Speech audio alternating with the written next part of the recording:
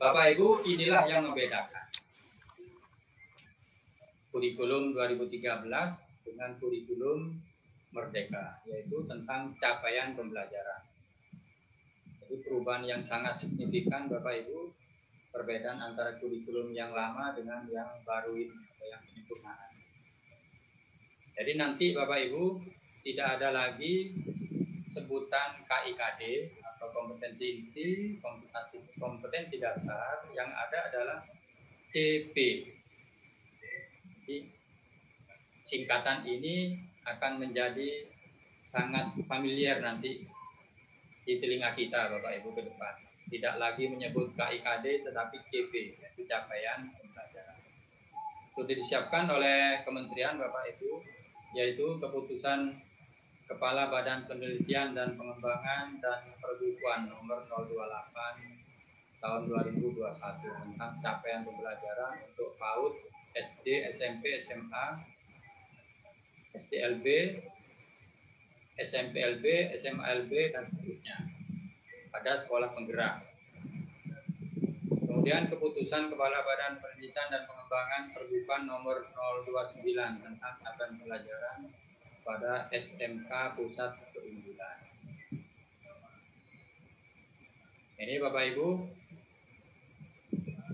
dalam capaian pembelajaran Bapak Ibu, kompetensi pembelajaran yang harus dicapai oleh peserta didik pada setiap tahap perkembangan untuk setiap mata pelajaran pada satuan pendidikan PAUD, pendidikan dasar, dan pendidikan menengah. Juga memuat sekumpulan kompetensi dan lingkup materi yang disusun secara komprehensif dalam satu bentuk narasi menyesuaikan dengan tahap perkembangan peserta didik tentunya. Kemudian sarana mewujudkan profil pelajar Pancasila. Jadi Bapak Ibu, konteksnya di sini Bapak Ibu, capaian pembelajaran ini adalah mengarah kepada mewujudkan profil pelajar Pancasila.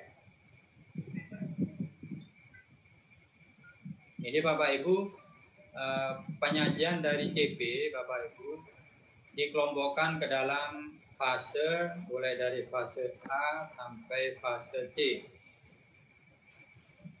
Jadi dikelompokkan sesuai dengan tingkat perkembangan kognitif siswa.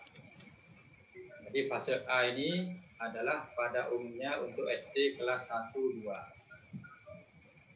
Fase B pada umumnya untuk SD kelas 3-4. Fase C pada umumnya untuk SD kelas 5-6. Nah, untuk kawan-kawan di sekolah dasar, dulu terbiasa dengan pemisahan atau pengelompokan kelas tinggi, kelas rendah. Ya. Nah, sekarang ada 3 pengelompokan berdasarkan penyajian CP ini tadi Bapak Ibu. Yaitu kelompok kelas 1-2, kelompok kelas 3-4, kelompok kelas 5-6. Atau dalam kelompok fase A, kelompok fase B, kelompok fase C. Yang masing-masing memiliki karakteristik sendiri Bapak. Ini bisa disimak di CP. Kemudian untuk tingkat SMP ada di fase D, yaitu pada umumnya SMP kelas 7 sampai kelas 9. Fase E kelas 10 yaitu SMA. Lalu fase F kelas 11 sampai 12 SMA. Ini Bapak Ibu pengelompokan atau pembagian fase dalam capaian pembelajaran yang bertujuan agar penyajian capaian pembelajaran atau pencapaian capaian pembelajaran ini targetnya disesuaikan dengan kelompok atau tingkat perkembangan umur dan kognitif siswa yang dikelompokkan ke dalam fase A sampai F. Nah, Bapak Ibu,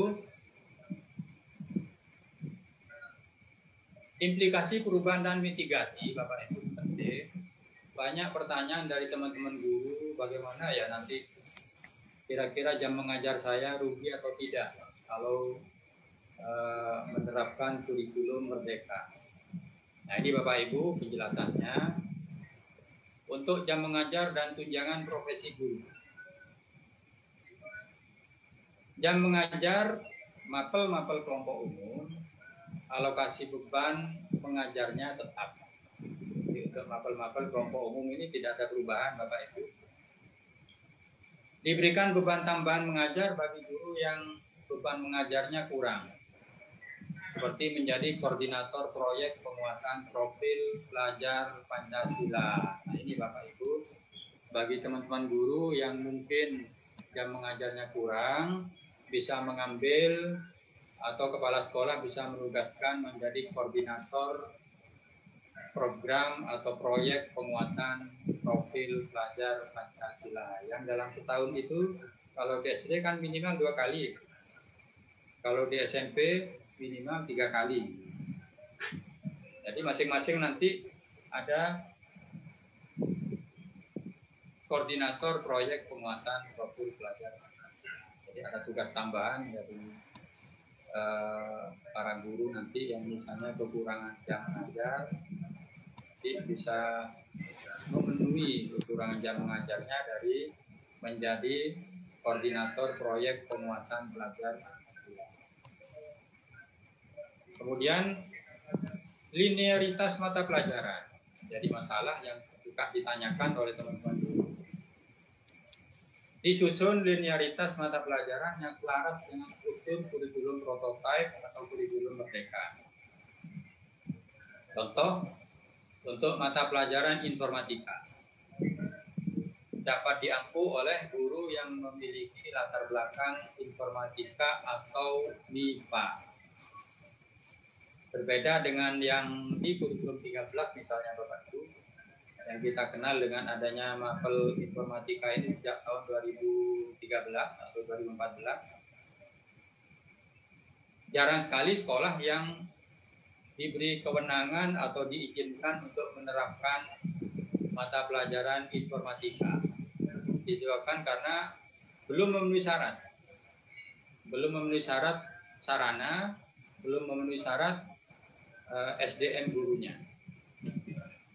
Nah, di 2 tahun yang lalu Bapak Ibu di Bangkalan ini hanya ada 1 sekolah yang memiliki SK dari pusat sebagai sekolah yang menerapkan mata pelajaran informatika karena ada guru yang layak, yang memiliki background latar belakang pendidikan yang sesuai. Sarana prasarana juga layak atau bisa digunakan. Ini hanya 1. Jadi nggak ada sekolah lain waktu itu Bapak Ibu. Pun juga sampai sekarang. Nah, dengan adanya kurikulum ini Bapak Ibu, kurikulum merdeka, maka informatika yang sudah bergulir menjadi mata pelajaran wajib tidak lagi bisa, dapat diampu oleh guru yang memiliki latar belakang informatika maupun IPA.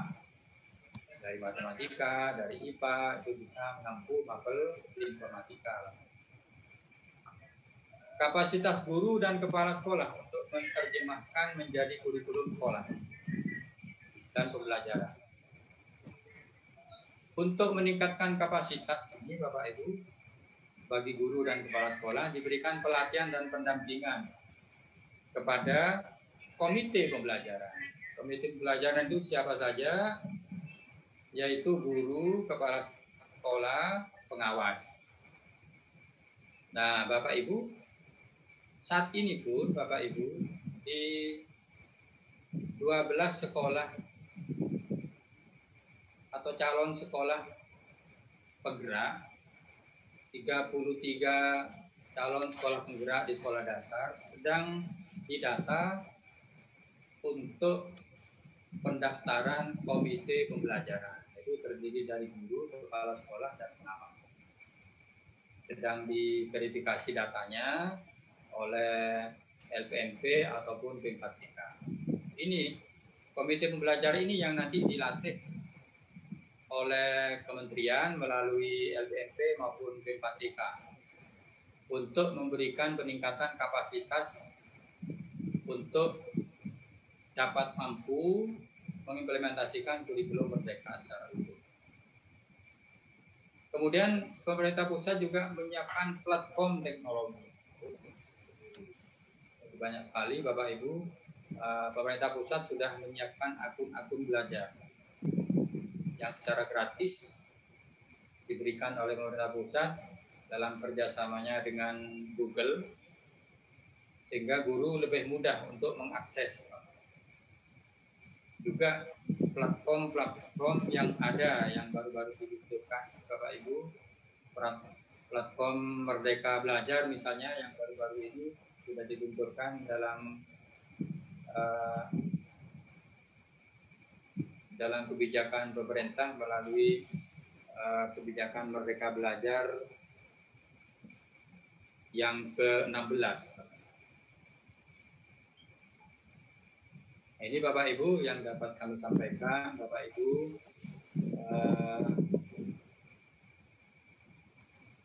materi tentang implementasi kurikulum Merdeka yang kiranya untuk implementasi ini Bapak Ibu sudah banyak sekali teman-teman yang sudah menanyakan, sudah mendiskusikan penerapan kurikulum Merdeka, kemudian sudah dibuka pendaftaran oleh pemerintah pusat Bapak Ibu untuk sekolah-sekolah atau satuan pendidikan, karena kurikulum Merdeka ini boleh diterapkan oleh siapapun.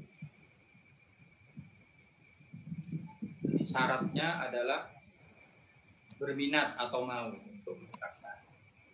Tapi tetap melalui pendaftaran Bapak Ibu. Karena nanti ketika dilakukan pendaftaran, pemerintah sudah mengantongi data-data sekolah terkait dengan profil mutu sekolah, sehingga nanti tiap satuan pendidikan ini memiliki kewenangan atau diberikan kewenangan apakah menerapkan prinsip-prinsip sebagian atau menerapkan seluruhnya atau pada bagian apa. Tentunya diawali dengan diklat. Tentunya Bapak Ibu, kurikulum ini akan sukses untuk diterapkan manakala didukung oleh keinginan dari pelaku-pelaku pendidikan itu, yaitu para ujung tombak, yaitu para guru-guru, untuk mau merubah mindset, tidak lagi berpola lama, merubah pola pembelajaran. Sudah berubah semua Bapak Ibu, pendidikan sekarang ini Bapak Ibu. Jadi kita sambut perubahan ini dengan semangat, sehingga nanti yang disebut kurikulum sukses itu adalah manakala visi misinya tercapai. Kapan tercapainya? Ya, untuk mengukur tercapaian sebuah kurikulum dalam pendidikan tidak setahun 2 tahun, tetapi 5 tahun minimal. Karena itu kurikulum memang senantiasa perlu direvisi, perlu dikembangkan, perlu disesuaikan dengan kondisi yang terkini. Tidak ada kurikulum yang baik atau yang terbaik. Kurikulum yang baik itu adalah kurikulum yang sesuai dengan zaman, sesuai dengan kondisi yang ada ini. Barangkali itu yang dapat kami sampaikan Bapak Ibu. Semoga tetap semangat dalam mengikuti kegiatan ini hingga selesai, dan kita dapat memperoleh tambahan ilmu, tambahan pengetahuan, tambahan pengalaman, lebih-lebih tambahan semangat karena bisa berkumpul dengan teman-teman sejawat secara daring. Itu dapat kami sampaikan. Mungkin ada suatu atau hal yang perlu disampaikan, perlu diperdalam, perlu didiskusikan, ataupun perlu ditanyakan di persilakan. Sementara ini kami akhiri dulu. Semoga sukses. Wassalamualaikum warahmatullahi wabarakatuh.